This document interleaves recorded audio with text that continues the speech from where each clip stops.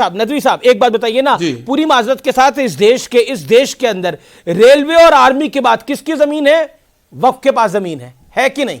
इससे ज्यादा झूठ, सुन लीजिए, इससे ज्यादा झूठा प्रोपेगेंडा कोई और नहीं है। तो बोलिए फिर ये बात, जिस हाई कोर्ट ने ये बात बोली थी, में हिंदू एंडोमेंट के पास कितनी प्रॉपर्टियां हैं, ये सिर्फ क्या है कि अगर 20 दुकानें हैं तो उनको 20 प्रॉपर्टियां शुमार कर लिया गया है। बिल्कुल, वरना तो वकफ की जमीन ही क्या भाई, जहां भी कहीं किसी भी, अरे मैं तो जमीन के दायरे की बात कर रहा हूं सर, नेसेसरी होती है। मैं तो जमीन की बात कर रहा हूं, जितनी रेलवे के पास जमीन है नदवी साहब, जितनी जमीन रेलवे के पास है, नहीं, ये झूठा प्रोपेगेंडा इसकी नहीं प्रोपेगेंडा तो ये जो जब ये हाई कोर्ट ने निर्णय दिया था, जब हाई कोर्ट ने टिप्पणी करी थी तो बोलिए हाई कोर्ट झूठा है। आप कह रहे हैं हाई कोर्ट झूठा है?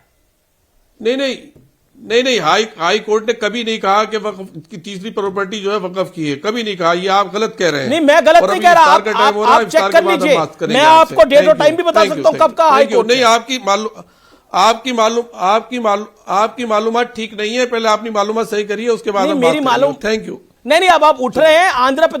आंध्र प्रदेश हाई कोर्ट ने यह बात बोली थी, आपकी जानकारी के लिए। आप इंटरव्यू छोड़ के मत जाइए, मेरा निवेदन है आपसे, इंटरव्यू छोड़ के मत जाइए, उससे कुछ फायदा नहीं होगा। ये तो सवाल पूछा आपसे मैंने।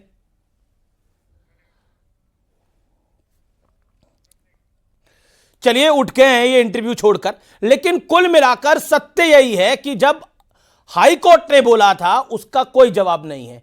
लेकिन क्या इसी तरह के अधिकार दूसरी कम्युनिटी को भी देना चाहेंगे नदवी साहब? यह सवाल जरूर होगा।